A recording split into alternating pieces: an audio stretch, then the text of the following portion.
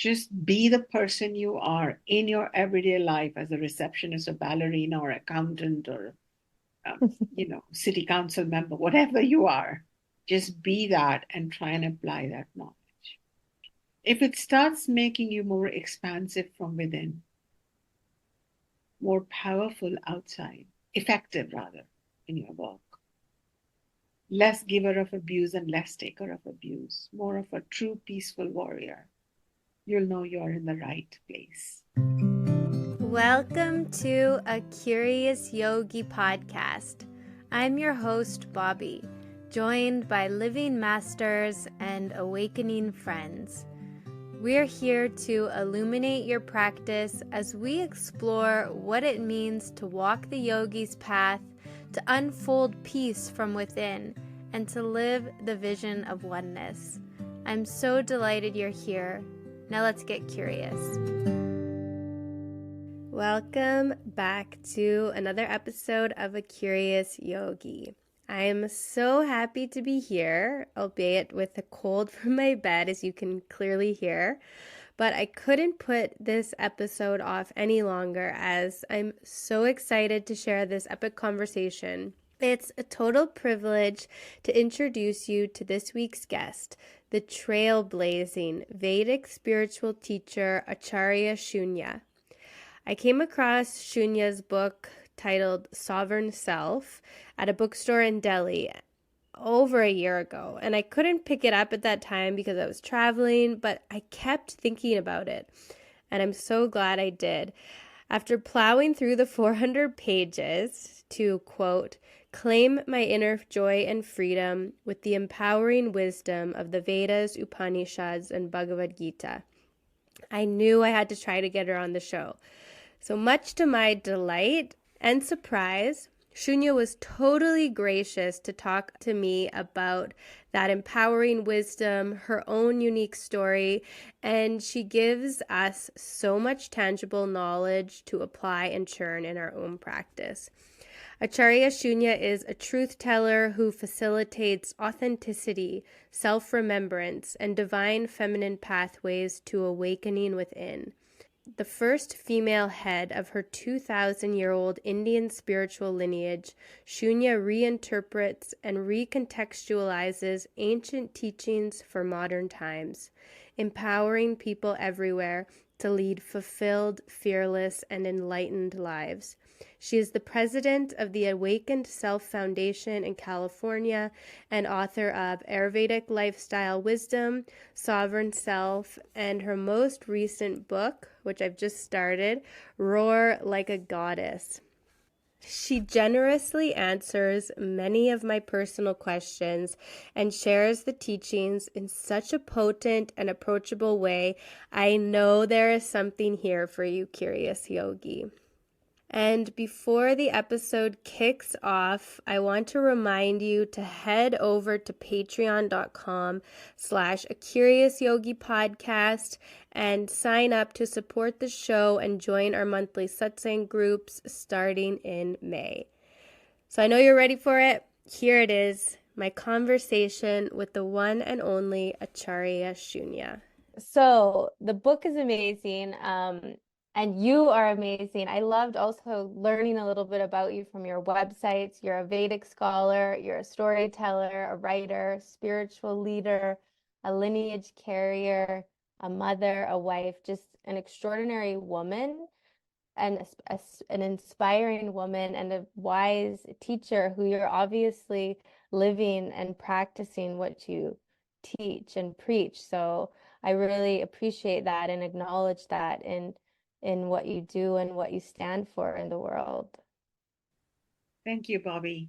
It has been a journey to hold all these roles together in harmony because it takes a certain level of centeredness to be in your own true self. Otherwise, one or the other role gets compromised. And I think my being a successful mother, wife, and a spiritual leader, teacher on the world stage, all of that is built around the sovereignty that I talk about. And these have been my practice arenas for sure. Yeah, and you really have done such extraordinary things in your life to go from a girl growing up in Ayodhya in India with a grandfather who's a Vedic seer, and to be initiated into the teachings of the Vedas at such a young age, and to be immersed and seeped in the traditions for your whole life, and then bring them to the West. I'm really curious about your journey and how you've found that of bringing these beautiful ancient Indian teachings into modern context, into Western context.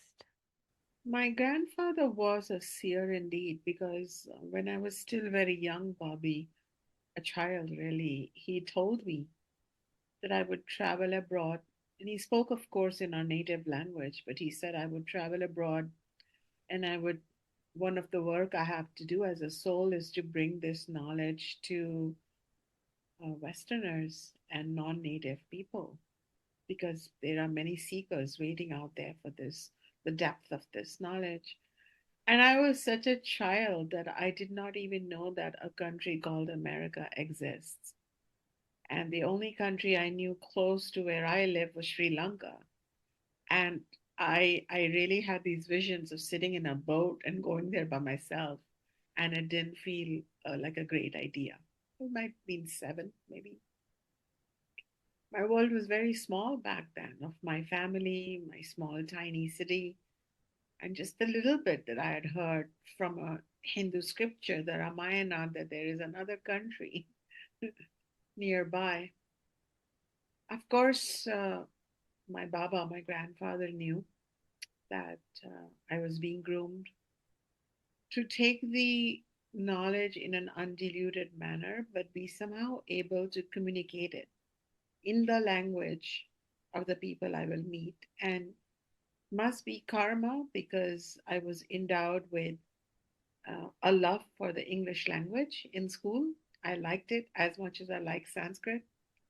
I was then not surprised when I found myself in America. And this is the only job I've ever done, is to communicate this knowledge from day one to today. And it's been 3+ decades now of my being here. So the work was ordained, it feels, by destiny, karma, my guru. And it feels effortless because I surrender to it. Perhaps there was this tendency for packaging knowledge and commercializing it, which I see is a modern, not just a Western, but a modern trend. And this is where I had real grounding in my tradition. And I have found that I am the same whether I'm talking to corporate audience, whether I'm talking to fashionable people, or whether I'm talking to the hearts of true seekers like yourself. When you're really anchored in yourself, your message is received, even if it is traditional, even if it is 5,000 years old, because it's relevant to our psyche and our life today. People receive it with gratitude. So that part was where I had to really take a decision about my legacy, that I'm not going to dilute it. I'm not going to simply package it into digestible bits and bytes.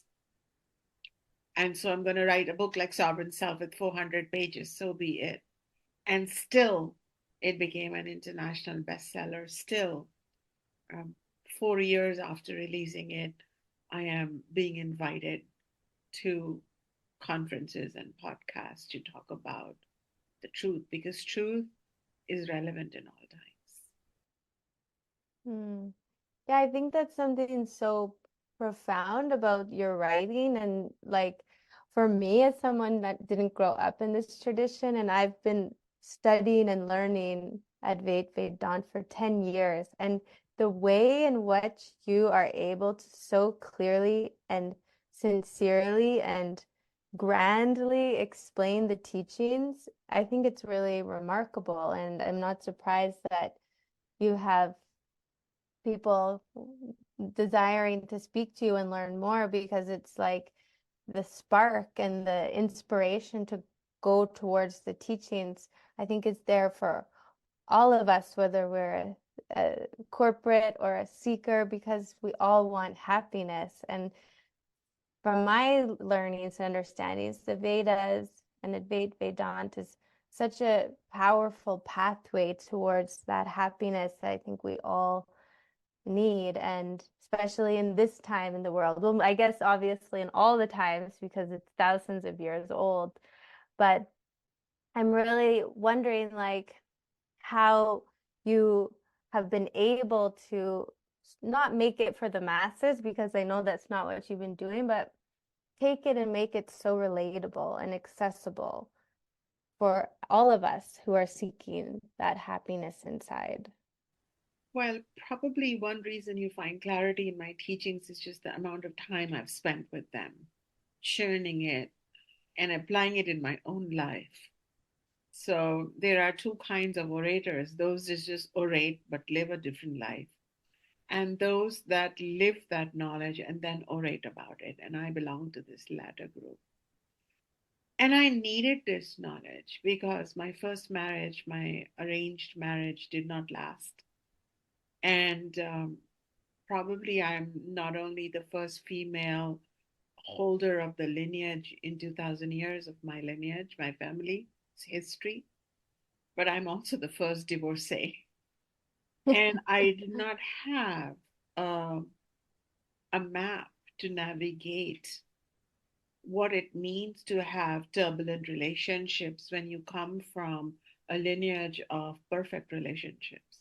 I didn't have a map to navigate how to be the mother of a child that is now divided between two homes and has resentment for you. I did not have a map of how to bring this knowledge to Western students who may not have the same depth of understanding or the same comfort with the language Sanskrit. In all these areas, I struggle to emerge sovereign and not be dependent on others or not be or and not be suffocated by um, attachments and habits and fears. I wanted to know that I'm standing on the peak of this situation and I'm looking down and I have this bird's eye view, not just of the tree, of the forest, and what do I do now? And this is where I would rope in all the knowledge that I had learned and see from the lens of that knowledge if there's something I can do. Can I breathe? Can I let go? Can I stop manipulating it and seeing what the universe wants me to do? Is this divorce really a blight on a perfect lineage, or is this a gateway into the 21st century of the lineage? And that I have to go through it so that I can speak to my students who are similarly dealing with turbulent relationships.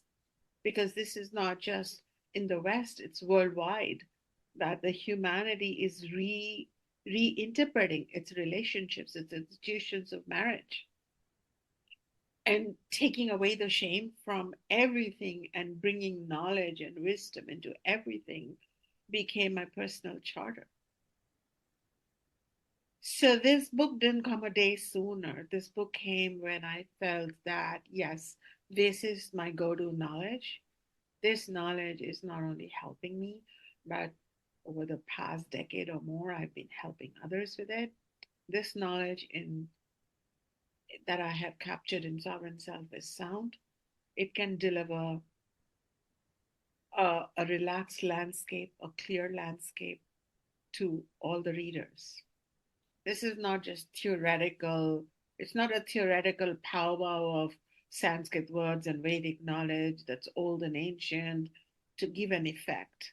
It truly is um, a living knowledge.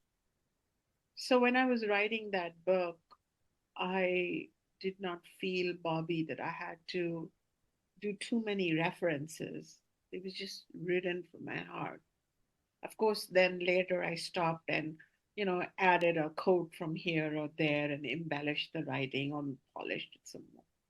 But the bulk of it, the actual deep content in it is connected to and has arisen from my personal exploration of this knowledge and the conviction that grew from that knowledge. Beautiful.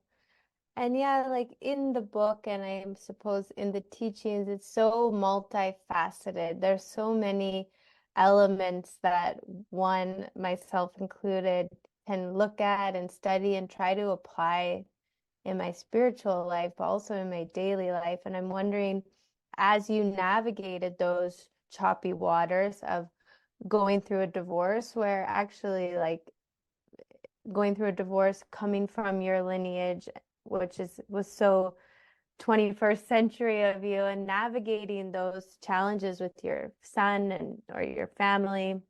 I'm wondering if there's certain principles or practices that you personally held on to or that supported your sadhana in your life during those times. The book is so big and vast, the teachings are so vast, but was there a few practices you can speak to that really anchored you? These are knowledge practices, the practice of knowledge. And the first one was what is known as the Sakshi Bhava. There is a presence within me, my true self, which is invisible, unlike my body, which is visible, and my mind, which is visible to me. The self is invisible, but it's there, and it's the ultimate seer, the ultimate subject. So I became not just the actor in my mind, but I became an observer of the mind. I stepped back from my life story, from my mind, and I would simply watch it without needing to modulate it. And simply by being the observer more and the actor less, or at least being an observer along with being an actor, there was some breathing room between my intense emotions or any doubts I had. And I slowly got more and more familiar with the Sakshi or the inner witness, which is one with the self. And the knowledge of the self also helped me. And this Sakshi or this self is packed with power, comfort, knowledge, intuitive guidance. And so, even in the middle of very difficult situations, instead of only reacting, I would also be quietly from a distance, separated out, observing. And in that gap between acting and observing, I would download into my being from my own source much more fortitude, much more resilience, much more strength, much more composure. That was a very important practice to not get wrapped up completely. So I don't think I became damaged goods ever. I think I always remained spiritually curious. Interestingly, this is the Curious Yogi podcast. So I was the curious yogini through all of this with some humor intact and some sense of, wow, we're going through this. How interesting. How interesting that I knew that I'm going to have important conversations. I've known that as a child, that I'm going to be having important conversations orally and in written form with the world. And I felt like, what a great story this is going to be. So that was really cool. And I don't think I was bypassing because I also had my grief and I also had my rage, but I also had all the space within myself to observe it. So I was not just the clouded sky, I was the sky that could notice the different clouds coming and going. Now it's raining, now it is sunny, now it's windy, and I could report that. So that was a very crucial practice for me. Another practice is of letting go of false attachments. So I have taught at depth in part one of the book about vasanas. And vasanas are not ordinary desires, but these are desires that we carry over lifetimes. These are inherently unquenchable. And And they have the only way they have great power over us unless we see through them and tag them as a vasana. So one vasana is for the body, one vasana. So well, there are healthy desires for the body, for it to be healthy, for it to exercise, for it to diet. And then there are these vasana desires where you just want the body to be a non-stop jukebox for you to play the song that you want to for the rest of your life. And then there is the worldly vasana, where we want the world to approve of us, like us, and make us safe no matter what, and make us happy and privileged no matter what. It's fine to have a want certain desires from the world and work for it, but vasana is almost like an entitlement, and we're disappointed when the world disappoints us. And then there is also a spiritual vasana where we kind of we're not willing to see that the opposite of light is dark, and spirituality is not just light but the coexistence of the shadow and the light, and it's being okay in both. It's not just about everything's rosy and beautiful and heavenly and sparkly. It's not that. So I found vasanas within me. I found a physical vasana within me to want to cling to some another body at any cost, even if that was detrimental to my journey. I found worldly vasana within me where I wished for um, approval from certain members of the family or a certain imagined version of the lineage, all my ancestors kind of being pleased with me that I got it all right together in the 21st century. And I found spiritual vasana too, as in trying to be perfect uh, in some weird understanding of what it means to be spiritual. And I had to let go of all these distorted versions of um, desiring. I had to I had to understand that I'm going to go through a phase of not having someone next to me, not being with anyone, only not having my body touch another body, and it's going to be okay. I'm going to withdraw this urge because it's just a vasana to grasp and grab and cling and stick and be stuck as a result. And I let go until, in a natural way, I found my husband of almost 25 years now, and I have a healthy relationship. Similarly, in the worldly vasana, I had to let go of this desire to have a perfect marital resume, and I had to instead of finding a place for me made by the world, I made my place in the world, and I became a role model for so many people, so many women of color, so many people not only from India but all of Asia. um, and now I'm a role model to so many women who don't look like me or mate like me or talk like me, because the empowered person is a role model to all beings. And so I let go of that vasana and I regained my own strength as a result. And finally, the spiritual vasana, if I would read the Yoga Sutras or any such text, and you see this version of a yogini who's just sitting on a stark rock, maybe meditating, and I realized that these are suggestions, and my rock is going to be my living room couch, and I'm going to meditate, and I'm still going to have 100% authentic experience, and I'm not going to compromise with authenticity to even pretend to be something that I'm not, you know. And so began my journey into true spirituality and true conversations about it. And Sovereign Self, later Roar Like a Goddess, which is another very seriously empowering book, was born from me. Mm, beautiful. I love your expression, and I loved the chapter on Sakshi, and I love thinking about Sakshi as in the practice of meditation. And I hope it's okay if I also ask you questions about my own sadhana and my own journey, because I know you are such a master. And I feel like even when I'm hearing you speak, like obviously you have lived experience of actually applying, say, for example, the practice of knowing that all permeating, all watching, witnessing self. And I feel like I have that experience in meditation when I can close my eyes and have that real presence of the self.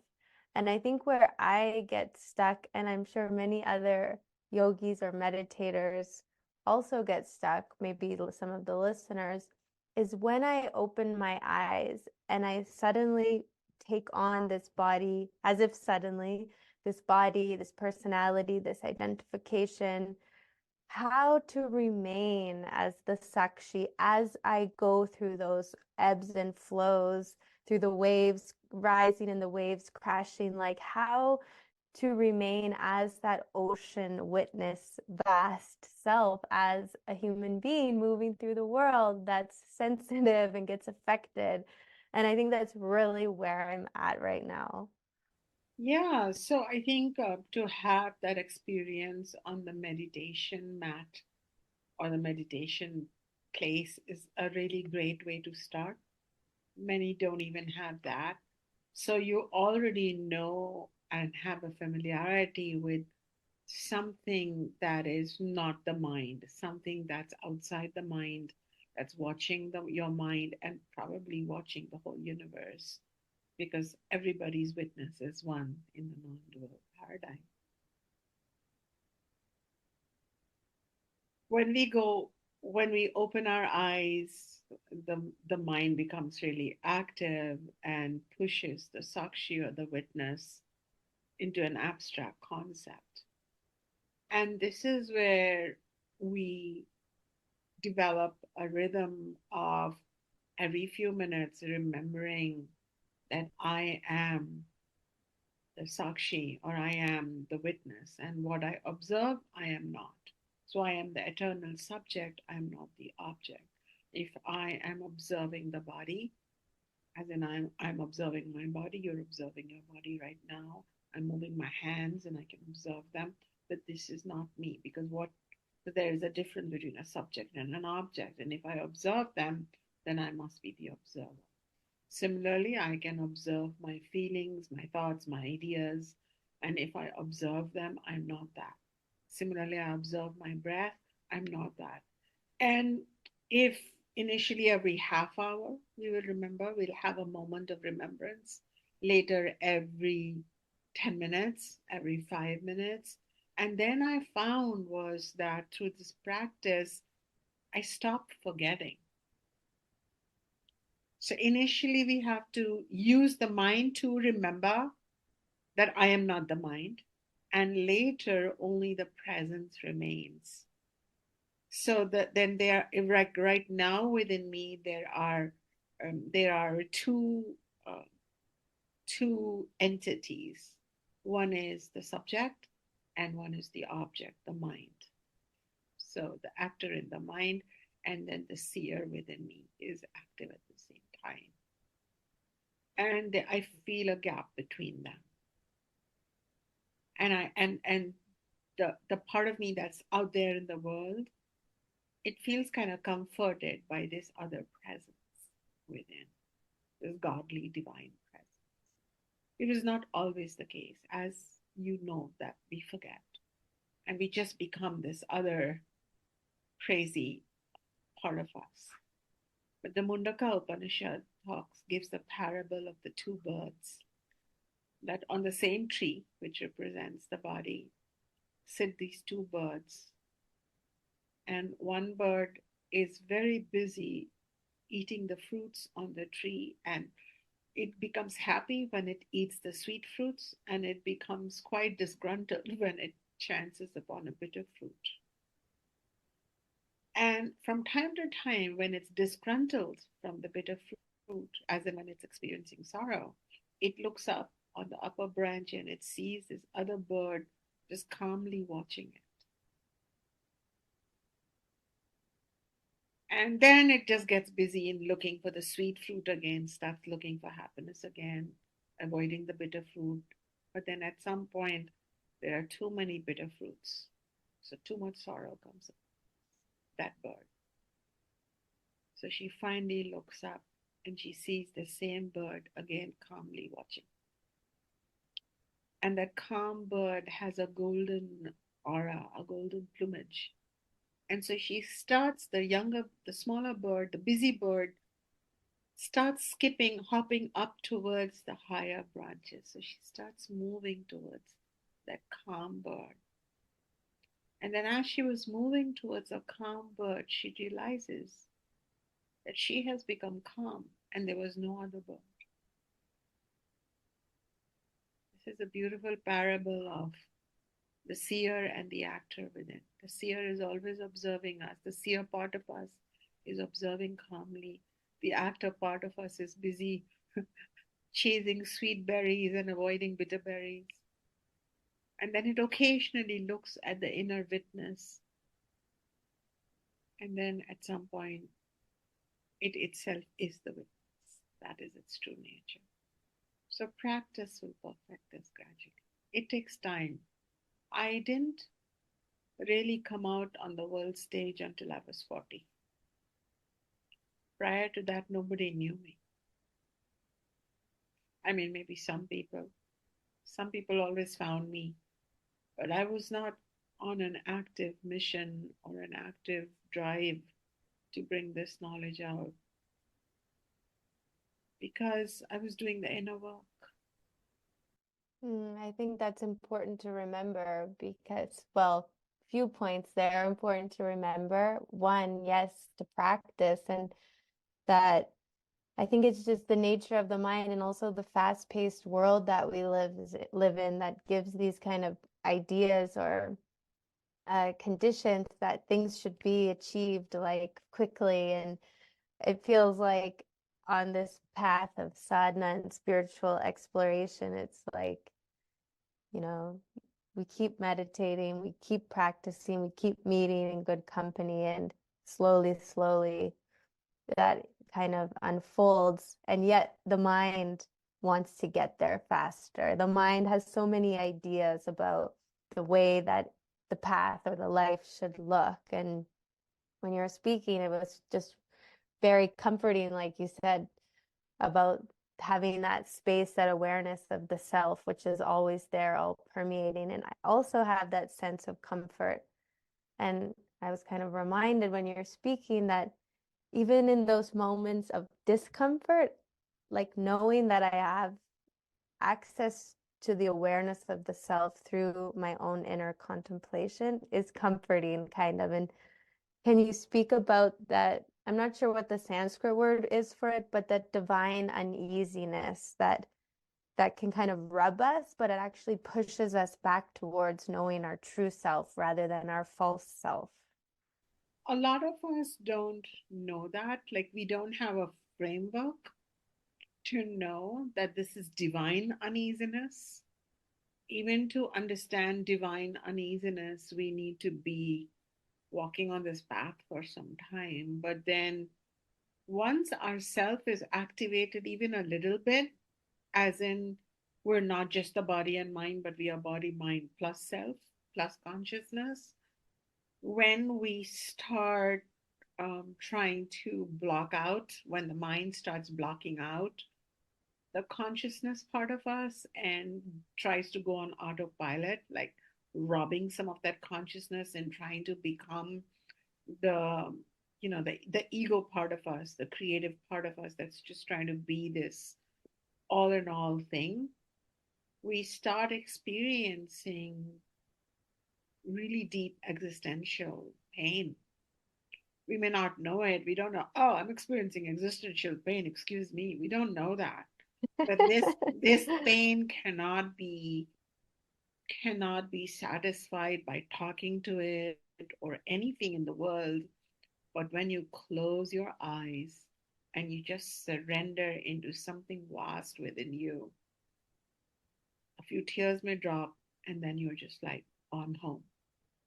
I'm home. And that's the calling of the self.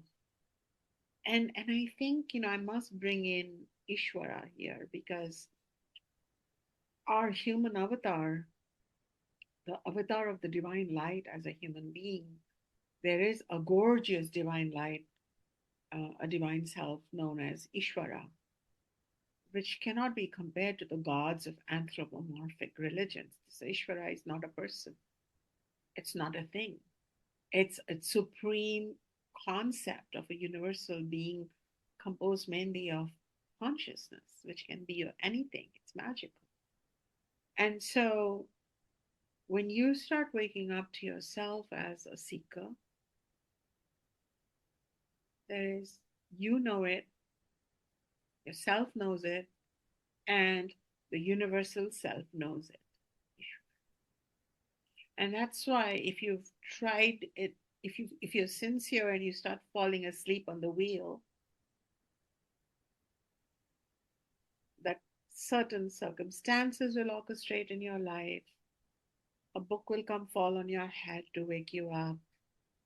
You'll listen to the podcast of someone that shifts your perspective. Something will happen.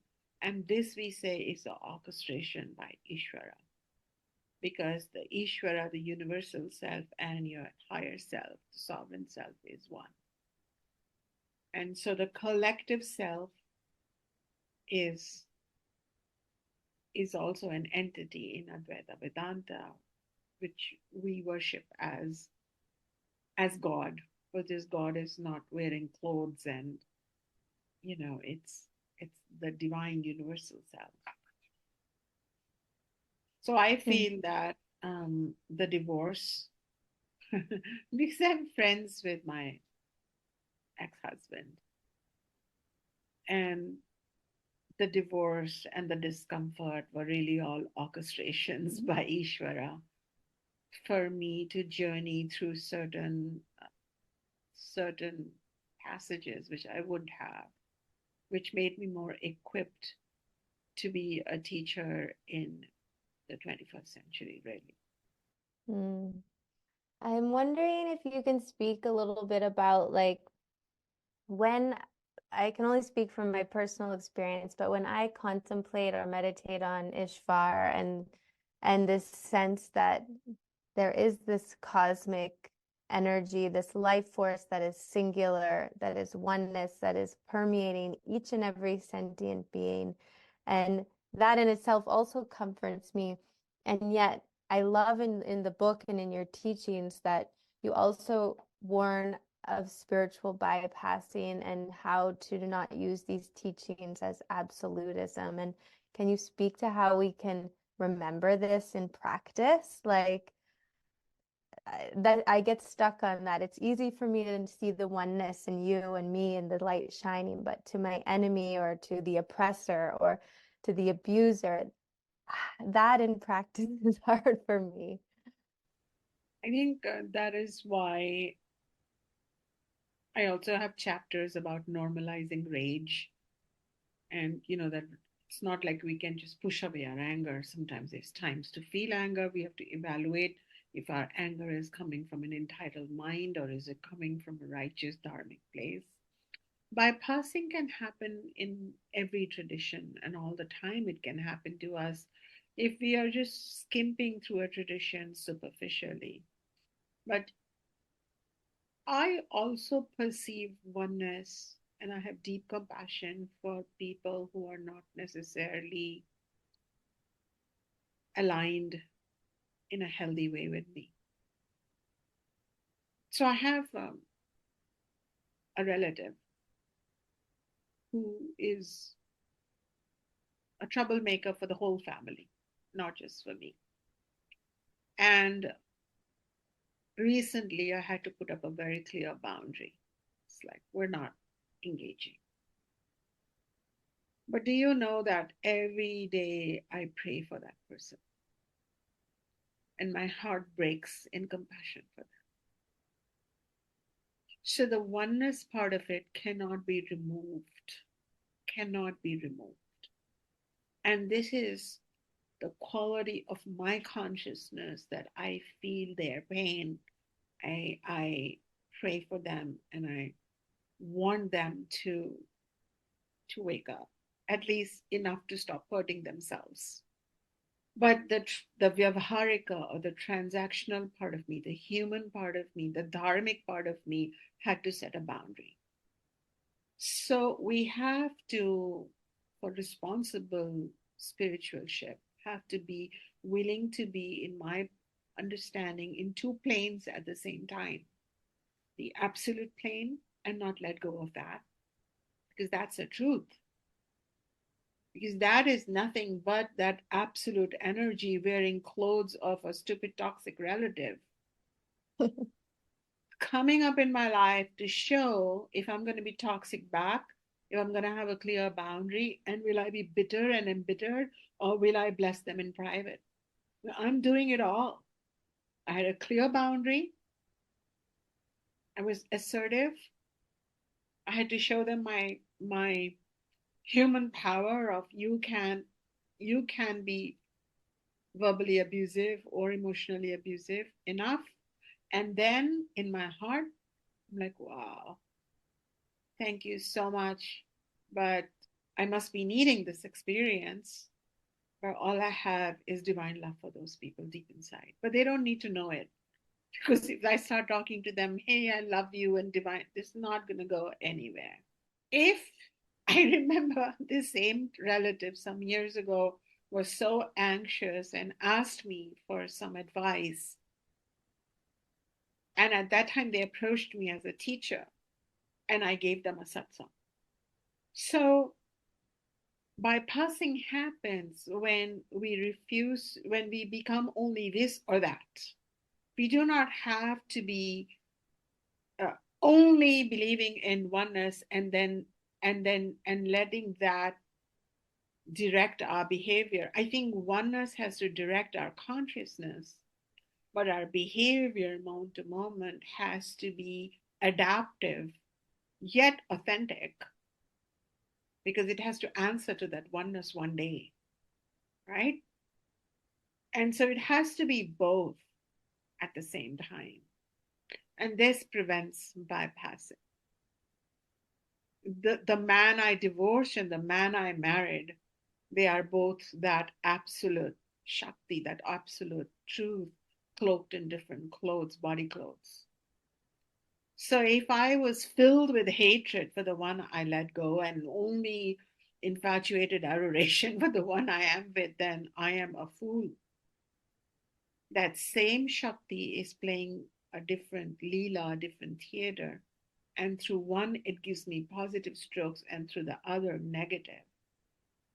I have to respond appropriately as per worldly laws and worldly ways, but yet in the heart of my hearts, we are all one. So this is the deeper work, and probably I have come to it in a very comfortable way over the last 1.5 decade or so, being in both planes. Hmm. When I'm hearing you speak, it's reminding me that this teaching and any teaching that we have to churn it for ourselves to uncover that awareness rather than taking everything that is appealing at that face value. But like I'm hearing you express, and you've so clearly put it to practice of having that power of discernment, which I know you talk about the viveka in the book, and having that real clarity that comes with discerning between what is what and kind of being the juggler, the holder of those two truths at once. And when you were speaking, I was getting inspired from the second book. I have it here. I just started reading it. It's so good. It's called Roar Like a Goddess. The subtitle is Every Woman's Guide to Becoming Unapologetically Powerful, Prosperous, and Peaceful. And when you were speaking just now, you so clearly embody that. Yeah, I just started reading. I actually bought one for my girlfriend, so we're reading it together. And I would love if I could read a couple sentences that really, really touched me and moved me actually, because you're touching in the first section on Durga. and it's something I've been churning on in my own sadhana. So I'd love to just read it and have you give your shed some light on it. You say, we are asked to fight against evil and injustice at both a personal and collective level, rather than simply to close our eyes and pretend all is well. We cannot deny that there are certain dire moments in the lives of individuals, as of communities and nations, when we will have to meet force with force in order that justice be done. And then you go on to say, our job is to cultivate a Durga-like clarity of our own Dharma, the ethical imperative, in a given situation, and essentially work towards peace, but remain prepared for any necessary battle at the same time. And I think we just talked about that exact same thing. So, what a wonderful excerpt to match what I just spoke. I don't even have memory of writing this in this book, but yeah, this is my belief that we have to work for peace, but at the same time, we have to be willing to stand up to meet force with force. And, this is not my teaching. This is the teaching of the entire tradition. This is the teaching that Krishna gave to Arjuna in the Bhagavad Gita. When his student, instead of going to a war that he had sworn to, that he must win for the winning of the good forces, he was willing to retire to a forest retreat in the name of, false peace. But Krishna reminded him that you have to fight this battle for peace. So, this is also exemplified by our deities, and deities are symbols of that ultimate reality. These are not actual human gods born from genitals of humans, but these are abstract gods. And we see, for example, with all the gods and goddesses, which are symbols of Ishvara, they may be holding on to a lotus or a mala, but they're also holding on to weapons in the background because the gods are always showing peacefulness and radiating it, and yet this is not this artificial peace. It's a very real portrayal of what Krishna has said, that to abuse another is loss of dharma, but to take abuse is also loss of dharma. And so I am very much living the ideal of my tradition. And then we had we've had a century or so of teachers coming out of India teaching extreme peace, extreme passivity. And I do not agree with it. I think it's a package. And I Mm. think it has weakened people. We have to be powerful, powerful in a dharmic way. So our power is only a friend to the whole world. But our power should protect us also Mm. and give a very clear message to those who are lost, those who are unconscious, those who are semi conscious people on earth, because the earth invites all kinds of beings to check, to go through their story, that don't mess with us. And we should have the power to protect the weak ones, the dependees. So I want to live the power, and I want women and people of blended genders and other marginalized people, or anybody, even a male white individual whose power has been systematically robbed, to learn from the goddesses and roar like a goddess, to and that to live with power. A little tiny daisy plant has to live with her power intact. I'm sure that tiny daisy, to show up in the wild, has to fight many battles to show up. So battle is concomitant with life, but it should be dharmic for us humans. We don't pick up battles. We are not violent, crazy individuals. but we should have the power and the skills to protect us, protect the good forces, and protect what is not right. Yeah, when you're speaking of power, it's like it obviously resonates with me as a woman. I want to have that, and I do have that sense of power, but I also see how what the world reflects as important or status quo, it does kind of confine the person or the being into a kind of box and a smallness. And I love the permission and the inspiration that you give to really step into that power, because I've found in the last while in my own life in sadhana that I can almost get paralyzed by the duality in the world and the polarization of the world, and the fear of not wanting to harm anybody or anything actually can hold me back from protecting, like you said, my own self and this the self of which I believe is benevolent and compassionate and truthful and kind. But it's again that practice, I think, of holding those two truths at once, which I see you and hear you expressing, and you're clearly such a master at. I do feel that the teachings of pacifism have done harm. Mm-hmm. And then I can feel that as well. And if we're looking at our own lives, or I guess if I'm looking at my own life, and of course taking books like Roar Like a Goddess and the teachings of the Vedas and conversations or satsang with women, especially like you, what is it, just the continual churning on the path when like keep the practice going that allows us to move beyond that pacifism into that innate power, which is so natural and deserving in each and every being, myself included. So, are you asking what is the path forward? Yeah, I am. You know, our tradition is a tradition between questions asked and answers received from masters. It's an oral tradition. So, if you find an opportunity to study with myself or teachers like myself, and I'm talking to the audience here, that is the best route. Reading their books is the second route. Reading their books can be the beginning, but it cannot be the end. At some point, we need teachers who talk to us because this whole tradition is known as the Shruti tradition or the heard tradition.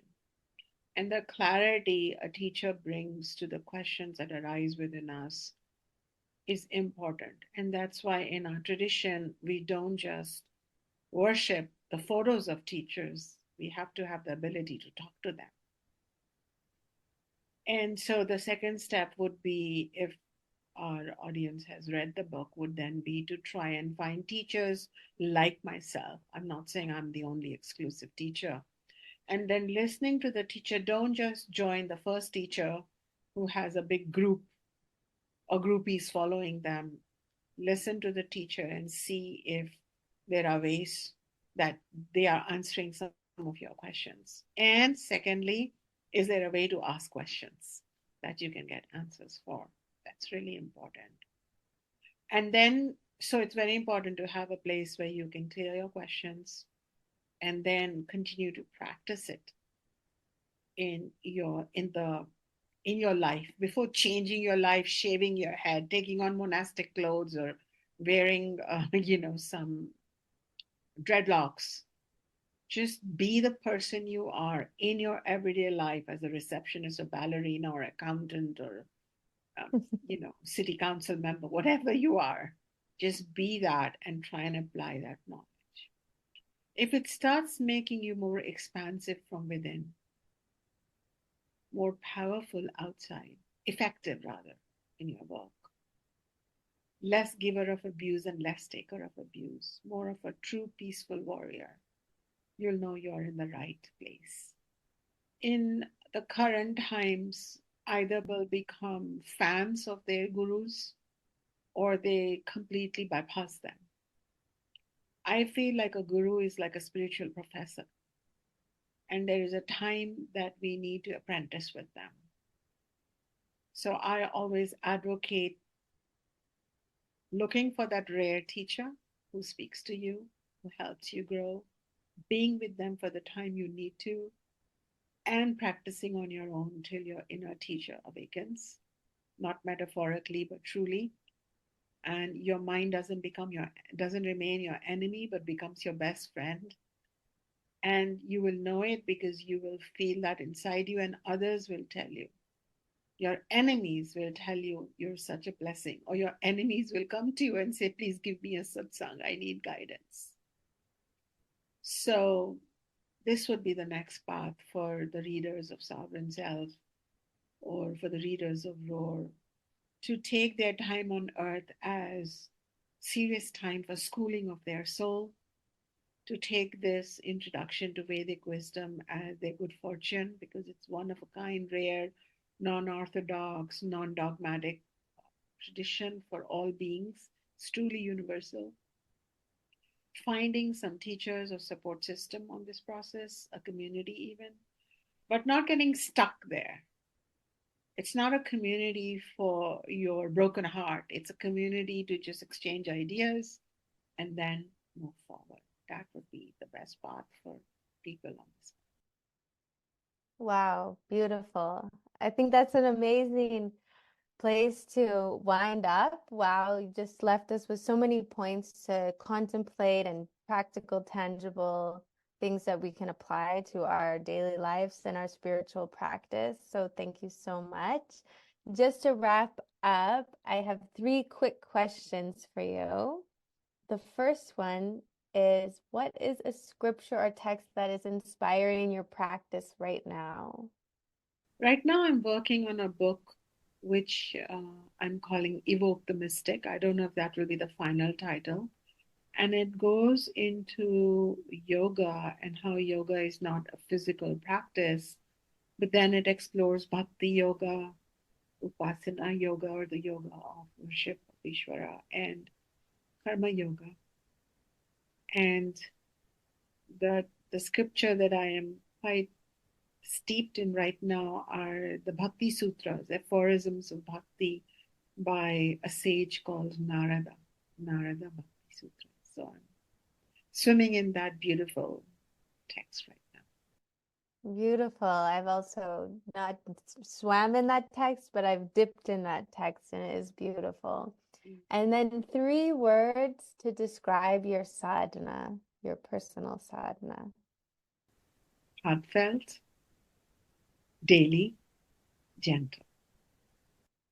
Beautiful. Wow. And then where is the best place for people to find you and study with you? If you want to study with me, then please go to my organizational website, awakenedself.com. Amazing. And I'll definitely put the links to purchase both your books. And you also have an Ayurvedic book. And I feel so lucky we got the little teaser there of the new book that's coming. I'll be really looking forward to it. And yeah, thank you so much for your time and your generosity and your sincerity and your wisdom. It's really inspiring and beautiful, and I really appreciate you. It's been a pleasure. Thanks for listening to this episode. If you enjoyed what you heard, please consider supporting the show at patreon.com/acuriousyogi-podcast. And please, please leave a review. It really helps the show reach more people. All right, friend, let's stay curious, connected, and keep walking the path together. In oneness and delight, this is Bobby signing off until next time.